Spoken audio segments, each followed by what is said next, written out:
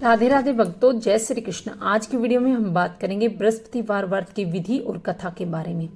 बृहस्पतिवार के दिन जो भी स्त्री पुरुष व्रत करे उसको चाहिए कि वह दिन में एक ही समय भोजन करे, क्योंकि बृहस्पतिश्वर भगवान का इस दिन पूजन होता है। भोजन पीले चने की दाल आदि से करे, परंतु नमक नहीं खावे, और पीले वस्त्र पहने और पीले ही फलों का प्रयोग करें। पीले चंदन से पूजा करे। पूजा के बाद प्रेम पूर्वक गुरु महाराज की कथा सुननी चाहिए। इस व्रत को करने से मन की इच्छाएं पूर्ण होती हैं और बृहस्पति महाराज प्रसन्न होते हैं। धन, पुत्र, विद्या और मनोवांछित फलों की प्राप्ति होती है। परिवार को सुख और शांति मिलती है। इसीलिए यह व्रत सर्वश्रेष्ठ और अति फलदायक सब स्त्री और पुरुषों के लिए है। इस व्रत में केले का पूजन करना चाहिए। कथा और पूजन के समय मन, कर्म, वचन से शुद्ध होकर जो इच्छा हो बृहस्पति देव से प्रार्थना करनी चाहिए। उनकी इच्छाओं को बृहस्पति देव अवश्य ही पूर्ण करती हैं, ऐसा मन में दृढ़ विश्वास रखना चाहिए। बृहस्पतिवार व्रत कथा। एक समय की बात है कि भारतवर्ष में एक नृपति राजा राज्य करता था। वह बड़ा ही प्रतापी और दानी था। वह नित्य प्रतिदिन मंदिर में दर्शन करने जाता और वहां वह ब्राह्मण और गुरु की सेवा किया करता था। उसके दरवाजे से कोई भी निराश होकर नहीं लौटता और वह प्रत्येक गुरुवार को व्रत रखता, पूजन करता था। हर एक दिन गरीबों की सहायता करता, परंतु ये सब बातें उसकी रानी को अच्छी नहीं लगती थी। वह न व्रत करती न किसी को एक दमड़ी तक दान में देती थी और राजा से भी ऐसा करने के लिए मना करती थी। एक समय की बात है कि राजा तो शिकार खेलने वन में गए हुए थे। घर पर रानी और दासी थी। उस समय गुरु बृहस्पति देव एक साधु का रूप धारण कर राजा के दरवाजे पर भिक्षा मांगने गए। भिक्षा मांगी तो रानी कहने लगी, हे साधु महाराज, मैं इस दान पुण्य से तंग आ गई हूँ। मेरे से तो घर का कार्य ही समाप्त नहीं होता। इस कार्य के लिए तो मेरे पति देव ही बहुत हैं। अब आप इस प्रकार की कृपा करें कि सब धन नष्ट हो जावे और मैं आराम से रह सकूं। साधु बोले, हे देवी, तुम तो बड़ी विचित्र हो। संतान और धन से भी कोई दुखी होता है, इसको सभी चाहते हैं। पापी भी पुत्र की और धन की इच्छा करता है। अगर आपके पास धन अधिक है तो भूखे मनुष्य को भोजन कराओ, पियाओ, लगवाओ, ब्राह्मणों को दान दो, धर्मशाला बनवाओ, कुआं, तालाब, बावड़ी, बाग, बगीचे आदि का निर्माण कराओ। निर्धन मनुष्य की कुंवारी कन्याओं का विवाह कराओ। अनेकों यज्ञादि धर्म करो। इस प्रकार के कर्म करने से आपके कुल का और आपका नाम परलोक में सार्थक हो और स्वर्ग की प्राप्ति होगी। मगर वह रानी इन बातों से खुश नहीं हुई।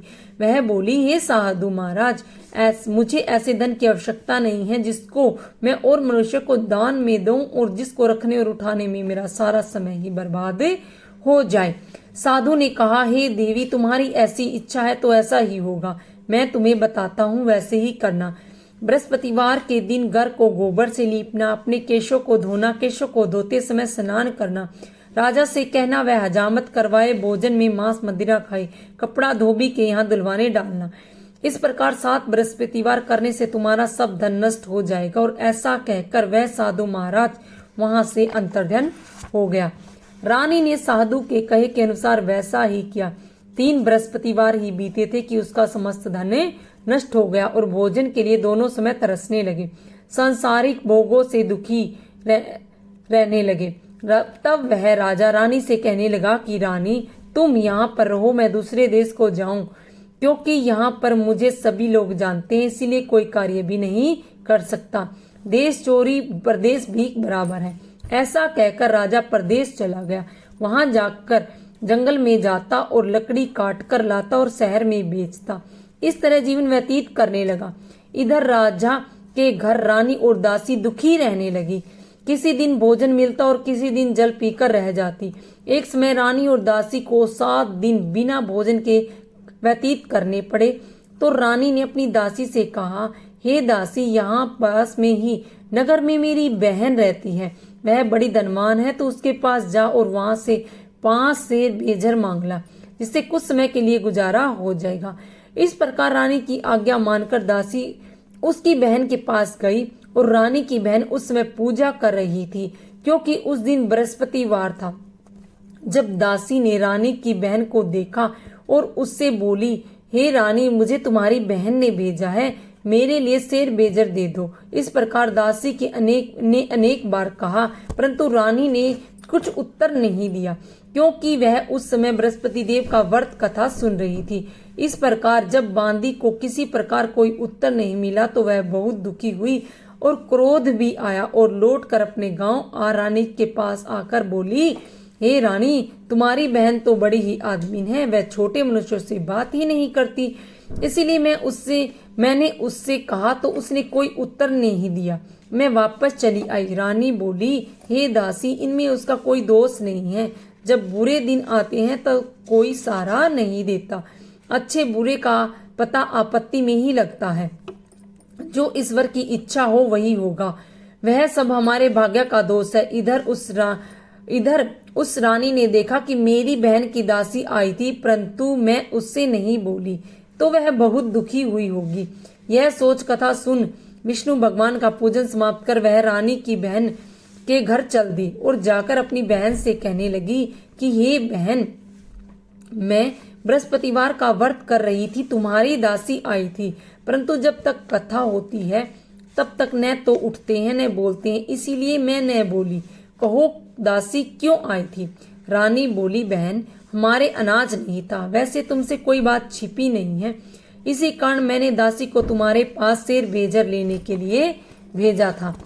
रानी बोली, बहन देखो, बृहस्पति भगवान मनोकामना पूर्ण करते हैं, देखो शायद तुम्हारे घर में अनाज रखा हो। इस प्रकार का वचन जब रानी ने सुना तो वह घर के अंदर गई और वहां उसे एक घड़ा बेजर का भरा मिला।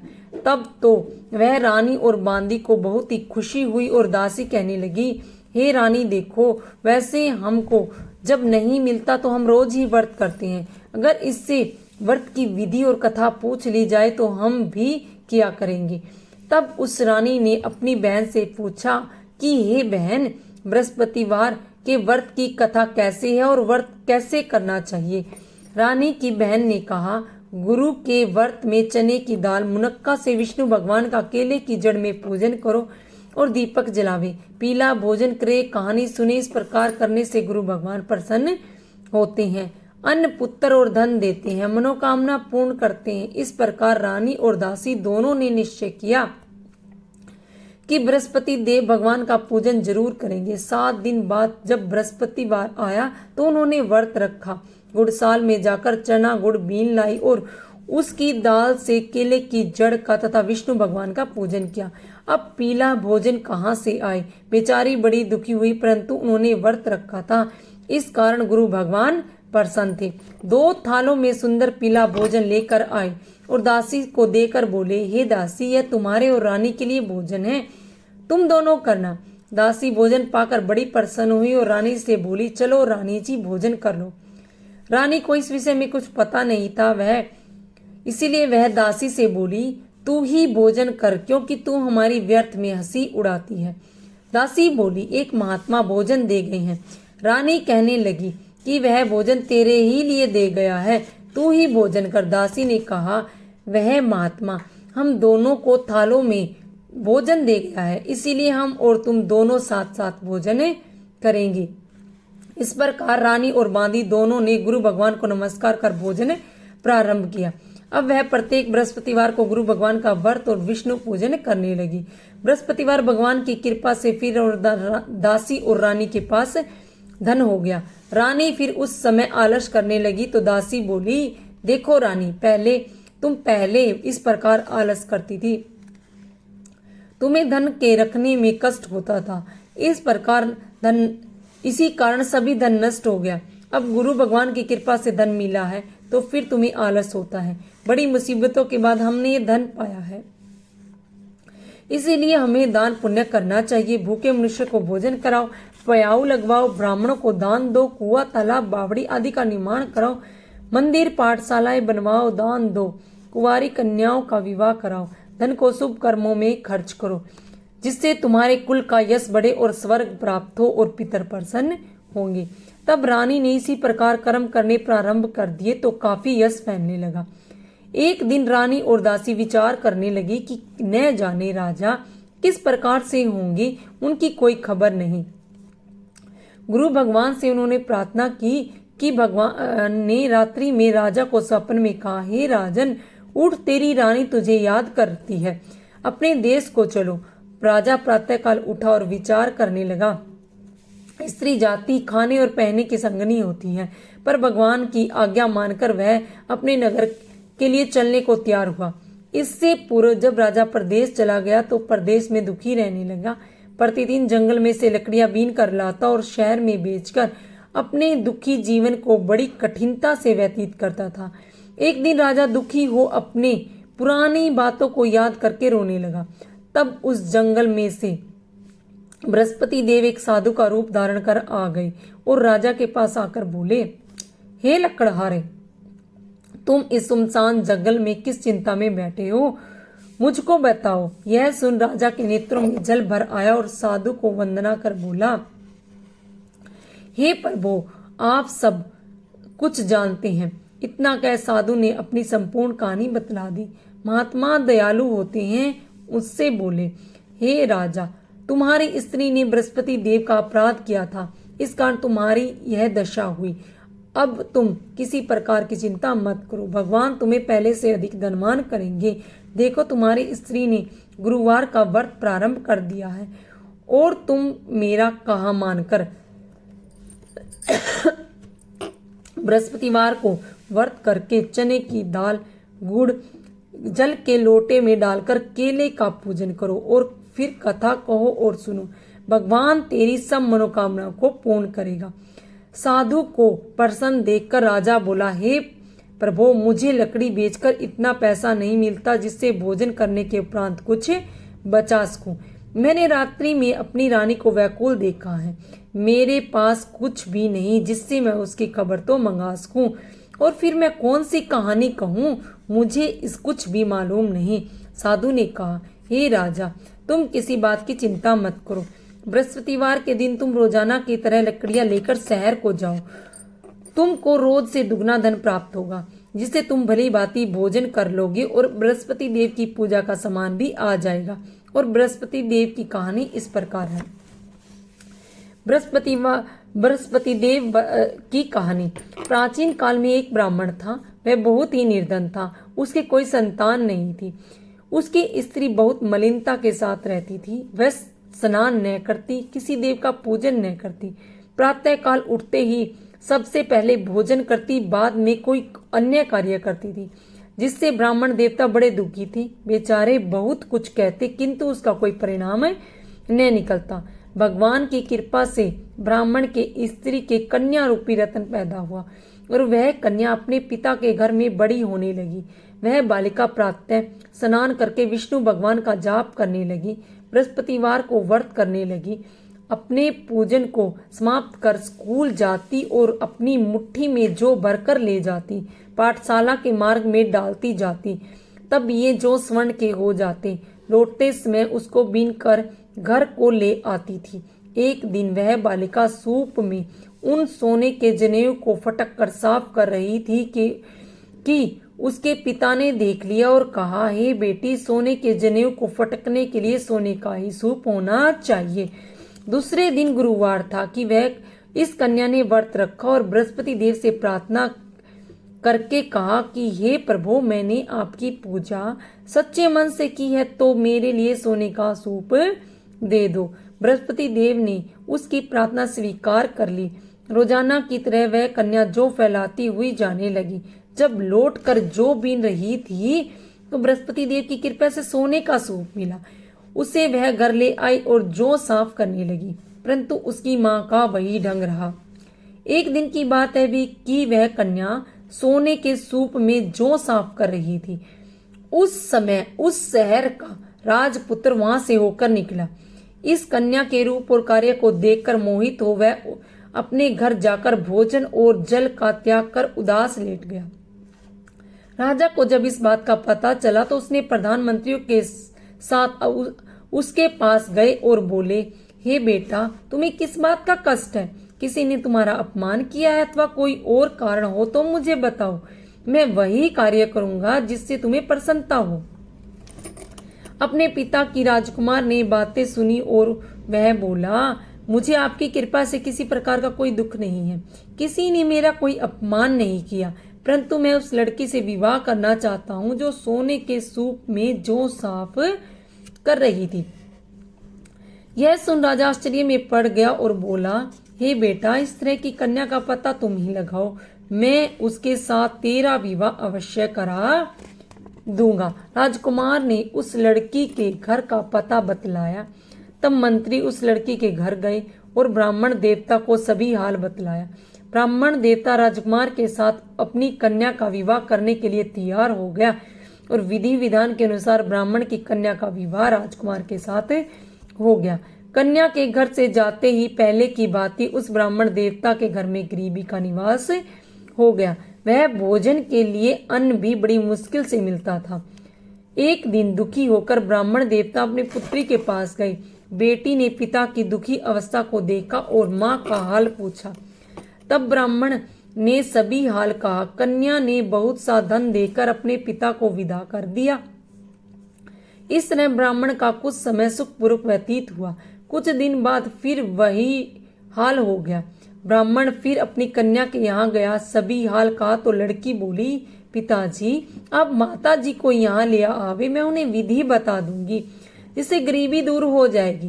ब्राह्मण देवता अपनी स्त्री को साथ लेकर पहुंचे तो पुत्री अपनी माँ को समझाने लगी, हे माँ, तुम प्रातःकाल उठकर प्रथम स्नान आदि करके विष्णु भगवान का पूजन करो तो सब दरिद्रता दूर हो जाएगी। परंतु उसकी माँ ने एक भी बात नहीं मानी और प्रातःकाल उठकर अपने बच्चों के झूठन को खा लिया। एक दिन उसकी पुत्री को बहुत गुस्सा आया और एक रात कोठरी से सारा सामान निकाला और अपनी माँ को उसमें बंद कर दिया। प्रातःकाल उसमें से निकाला और स्नान आदि करा के पाठ करवाया तो उसकी माँ की बुद्धि ठीक हो गई और फिर प्रत्येक बृहस्पतिवार को व्रत रखने लगी। इस व्रत के प्रभाव से उसकी माँ भी बहुत धनवान और पुत्रवती हो गई और बृहस्पति देव जी के प्रभाव से स्वर्ग की प्राप्ति हुई। तब वह ब्राह्मण भी सुखपूर्वक इस लोक में सुख भोग कर स्वर्ग को प्राप्त हुआ। इस तरह कहानी कहकर साधु देवता वहां से लौट गए। धीरे धीरे समय व्यतीत होने पर फिर वही बृहस्पतिवार का दिन आया। राजा जंगल में लकड़ी काट कर किसी शहर में बेचने गया। उसे और दिन से अधिक पैसे मिले। राजा ने चना गुड़ आदि लेकर गुरुवार का व्रत किया। उस दिन से सभी क्लेश दूर हो गए। परंतु अब अगला गुरुवार का दिन आया तो बृहस्पतिवार का व्रत करना भूल गया। इस कारण बृहस्पति भगवान नाराज हो गए। उस दिन उस नगर के राजा ने विशाल यज्ञ का आयोजन कर रखा था। शहर में यह घोषणा कर रखी थी कि कोई भी मनुष्य अपने घर न भोजन बनाए न ही आग जलाए। सारी जनता मेरे यहाँ भोजन करने आए। इस आज्ञा को जो न मानेगा उसे को फांसी की सजा दी जाएगी। इस तरह की घोषणा संपूर्ण नगर में करवा दी गई। राजा की आज्ञा अनुसार शहर के सभी लोग भोजन करने गए, लेकिन लकड़हारा कुछ देर से पहुंचा। इसीलिए राजा उसको अपने साथ घर ले गए और ले जाकर भोजन करा रहे थे तो रानी की दृष्टि खूंटी पर पड़ी जिस पर उसका हार लटका हुआ था। वह वहां पर दिखाई नहीं दिया। रानी ने निश्चय किया कि मेरा हार उस मनुष्य ने चुराया है। उसी समय सैनिक बुलाकर उसको जेल खाने में डलवा दिया। जब राजा जेल खाने में पड़ा और बहुत दुखी होकर विचार करने लगा कि न जाने कौन से पूर्व जन्म के कर्म से मेरे लिए बहुत दुख प्राप्त हुआ है, और साधु को याद करने लगा जो जंगल में मिला था। उसी समय तत्काल बृहस्पति देव साधु का रूप में प्रकट हो गए और उसकी दशा को देखकर कहने लगे, अरे मूर्ख, तूने बृहस्पति देवता की कथा नहीं की, इसी कारण तुम्हें दुख प्राप्त हुआ है। अब चिंता मत कर, बृहस्पतिवार के दिन जेल खाने के दरवाजे पर 4 पैसे पड़े मिलेंगे। जे तू बृहस्पतिवार का पूजन करना और तेरे सभी कष्ट दूर हो जाएंगे। बृहस्पतिवार के दिन उसे 4 पैसे मिले। राजा ने कथा कही। उसी रात्रि को बृहस्पति देव ने उस राज्य के राजा को स्वप्न में कहा कि हे राजा, तुमने जिस आदमी को जेल खाने में बंद कर दिया है वह निर्दोष है, वह राजा है, उसे छोड़ दो। रानी का हार उसी खूंटी पर लटका हुआ है। अगर तू ऐसा नहीं करेगा तो मैं तेरा राज्य को नष्ट कर दूंगा। इस तरह के रात्रि स्वप्न को देखकर राजा प्रातःकाल उठा, खूंटी पर हार देकर लकड़हारे को बुलाकर क्षमा मांगी तथा राजा को योग्य वस्त्र आभूषण देकर विदा किया। गुरुदेव की आज्ञानुसार राजा अपने राज्य को चल दिया। राजा जब नगर के निकट पहुंचा तो बड़ा ही आश्चर्य हुआ। नगर में पहले से अधिक बाग, तालाब और कुएं और बहुत सी धर्मशालाएं, मंदिर बन गई हैं। राजा ने पूछा तो कि यह किसका बाग और धर्मशाला है? तब नगर के सब लोग कहने लगे ये सब रानी और दासी की हैं। तो राजा ने आश्चर्य हुआ और गुस्सा भी आया। जब राजा ने यह खबर सुनी तो जब रानी ने यह खबर सुनी कि राजा आ रहे हैं तो उसने दासी से कहा कि हे दासी, देखो राजा हमको कितनी बुरी हालत में छोड़कर गए थे, वह हमारी ऐसी हालत देखकर लौट न जाए, इसीलिए तू दरवाजे पर खड़ी हो जा। आज्ञानुसार दासी दरवाजे पर खड़ी हो गई और राजा आए तो उन्हें अपने साथ ले आई। तब राजा ने क्रोध करके अपनी तलवार निकाली और पूछने लगे कि बताओ ये धन तुम्हें कैसे प्राप्त हुआ है? तब उन्होंने कहा हमें धन बृहस्पति देव के इस व्रत के प्रभाव से प्राप्त हुआ है। राजा ने निश्चय किया कि 7 दिन बाद तो सभी बृहस्पति देव का पूजन करते हैं, परंतु मैं रोजाना दिन में 3 बार कहानी कहा करूंगा तथा रोज व्रत किया करूंगा। अब हर समय राजा के दुपट्टे में चने की दाल बंधी रहती तो दिन में 3 बार कहानी कहता। एक दिन राजा ने विचार किया कि चलो अपनी बहन के यहाँ हो आवे। इस तरह निश्चय कर राजा घोड़े पर सवार हो अपनी बहन के यहाँ चलने लगा। मार्ग में उसने देखा कि कुछ आदमी एक मुर्दे को लिए जा रहे हैं। उसने उन्हें रोक कर राजा कहने लगा कि अरे भाई, मेरी बृहस्पति देव की कहानी सुन लो। वे बोले, लो हमारे यहाँ तो आदमी मरा पड़ा है और इसे अपनी कथा की पड़ी है। परंतु कुछ आदमी बोले, अच्छा कहो, हम तुम्हारी कथा भी सुनेंगे। राजा ने दाल निकाली और जब कथा आधी हुई तो मुर्दा हिलने लगा और जब कथा समाप्त हो गई तो राम राम करके मनुष्य खड़ा हो गया। राजा आगे बढ़ा। अगले मार्ग में उसे एक किसान खेत में हल चलाता मिला। राजा ने उसे देखा और बोला, अरे भाई, मेरी बृहस्पतिवार की कथा सुन लो। किसान बोला, जब तक मैं तेरी कथा सुनूंगा तब तक 4 हैया जोत लूंगा, जा अपनी कथा किसी और को सुनाना। इस तरह राजा आगे चलने लगा। राजा के हटते ही बैल पछाड़ खाकर गिर गए और किसान के पेट में जोर से दर्द होने लगा। उसी समय उसकी माँ रोटी लेकर आई। उसने जब यह देखा तो अपने पुत्र से सब हाल पूछा और बेटे ने सब हाल कह दिया। तो बुढ़िया दौड़ी दौड़ी उस घुड़सवार के पास गई और उससे बोली, मैं तेरी कथा सुनूंगी, परंतु अपनी कथा मेरे खेत में चलकर ही कहना। राजा ने बुढ़िया के खेत में जाकर कथा कही, जिसके सुनते ही बैल खड़े हो गए और किसान के पेट में दर्द भी बंद हो गया। राजा अपनी बहन के घर पहुंचा तो बहन ने भाई का खूब आदर सत्कार किया। दूसरे दिन सवेरे राजा जागा तो उसने देखा कि सब लोग भोजन कर रहे हैं। राजा ने अपनी बहन से कहा कि ऐसा कोई मनुष्य हो जिसने भोजन न किया हो तो मेरी बृहस्पतिवार की कथा सुन ले। बहन बोली, हे भैया, ये देश ऐसा है कि यहाँ लोग पहले भोजन करते हैं, बाद में अन्य कोई कार्य करते हैं। अगर कोई पड़ोस में हो तो मैं देखूं। वह ऐसा कह देखने चली गई, परंतु उसे कोई ऐसा व्यक्ति नहीं मिला जिसने भोजन न किया हो। अतः वह एक कुम्हार के घर गई जिसका लड़का बीमार था। उसे मालूम हुआ कि उसके यहाँ 3 दिन से किसी ने भोजन नहीं किया। रानी ने अपने भाई की कथा सुनने के लिए कुम्हार से कहा। वह तैयार हो गया। राजा ने जाकर बृहस्पतिवार की कथा कही, जिसको सुनकर उसका लड़का ठीक हो गया। अब तो राजा की प्रशंसा होने लगी। एक दिन राजा ने अपनी बहन से कहा कि हे बहन, हम अपने घर जाएंगे, तुम भी तैयार हो जाओ। राजा की बहन ने अपनी सास से कही। सास बोली, हाँ चली जा, परंतु लड़के को मत लेके जाना, क्योंकि तेरे भाई के कोई औलाद नहीं है। बहन ने अपने भाई से कहा, हे भैया, मैं तो चलूंगी, लेकिन कोई बालक नहीं जाएगा। राजा बोला, जब कोई बालक ही नहीं जाएगा तो तुम ही क्या करोगी? बड़े दुख मन से राजा अपने नगर को लौट गया। राजा ने अपनी रानी से कहा कि हम निर्वंशी राजा हैं, हमें मुंह देखने का कोई धर्म नहीं है और कुछ भोजन आदि नहीं किया। रानी बोली, हे प्रभु, बृहस्पति देव ने हमें सब कुछ दिया है, वे हमें औलाद अवश्य देंगे। उसी रात को बृहस्पति देव ने राजा से स्वप्न में कहा, हे राजा, उठ सभी सोच को त्याग दे, अब तेरी रानी गर्भ से है। राजा को यह बात सुनकर बड़ी खुशी हुई। 9वें महीने में उसके गर्भ में एक सुंदर पुत्र पैदा हुआ। तब राजा बोला, हे रानी, स्त्री बिना भोजन के रह सकती है, बिना कहीं नहीं रह सकती। जब मेरी बहन आए तो तू उससे कुछ मत कहना। रानी ने सुनकर हाँ कर दी। जब राजा की बहन ने यह शुभ समाचार सुना तो वह खुशी हुई और बधाई लेकर अपनी बहन अपने भाई के यहाँ आई। तब रानी ने कहा, घोड़ा चढ़कर तो नहीं आई, गधा चढ़ी आई।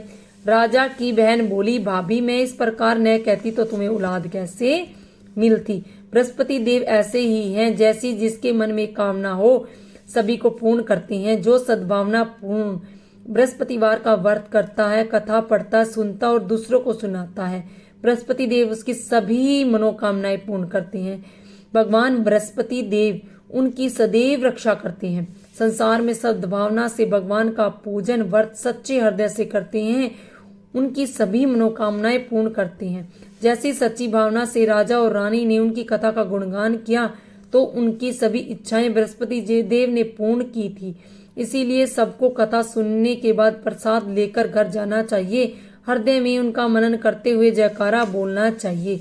बोलो बृहस्पति देव की जय, विष्णु भगवान की जय। श्री बृहस्पति देव जी की आरती।